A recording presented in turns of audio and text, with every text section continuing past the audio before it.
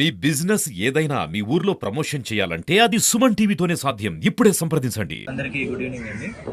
ఈరోజు మనము జిల్లా ఎస్పీ దామోదర్ సార్ ఇన్స్ట్రక్షన్స్ మేరకు say no to drugs, say no to ganja అనే క్యాంపెయిన్లో భాగంగా ఇద్దరిని అరెస్ట్ చేయడం జరిగింది.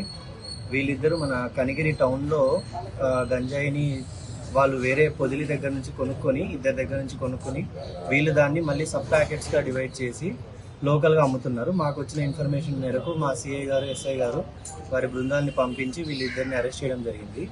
వీరి దగ్గర నుంచి సుమారు 340 గ్రాముల గంజాయిని మేము ఈరోజు సీజ్ చేశాము. అదేవిధంగా ఈ పొదిలిలో ఉన్న ఎవరైతే ఉన్నారో వాళ్ళిద్దరి దగ్గర నుంచి వీళ్ళు కొనడం జరిగింది. వాళ్ళిద్దరిని కూడా ట్రేస్ చేయడం జరుగుతుంది.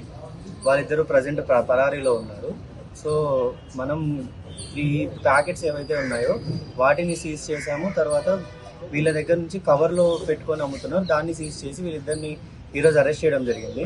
మనం బేసిక్గా ఇప్పుడు చెప్పడం ఏంటంటే ఎవరు కూడా ప్రజలు గంజాయి కానీ ఇటువంటి మాదక ద్రవ్యాల జోలికి పోకూడదు అని చెప్పేసి ఎవరైనా మాదక ద్రవ్యాలని కొనడం కానీ అమ్మడం కానీ లేదా ఇన్ఫర్మేషన్ వాళ్ళకి హెల్ప్ చేయడం కానీ చేస్తే కఠినమైనటువంటి చర్యలు మనం పోలీస్ తరఫు నుంచి తీసుకుంటామని చాలా గట్టిగా చెప్తున్నాము.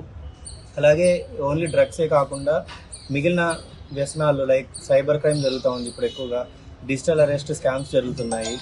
అదేవిధంగా రోడ్ యాక్సిడెంట్స్ కానీ లేకుంటే విమెన్ రిలేటెడ్ ఇష్యూస్ ఏవైనా ఉంటే కానీ ఇటువంటివి ఏ దానికి ప్రలోభాలకు లొంగకుండా ప్రతి ఒక్కరు కూడా చాలా సేఫ్గా ఉండాలి.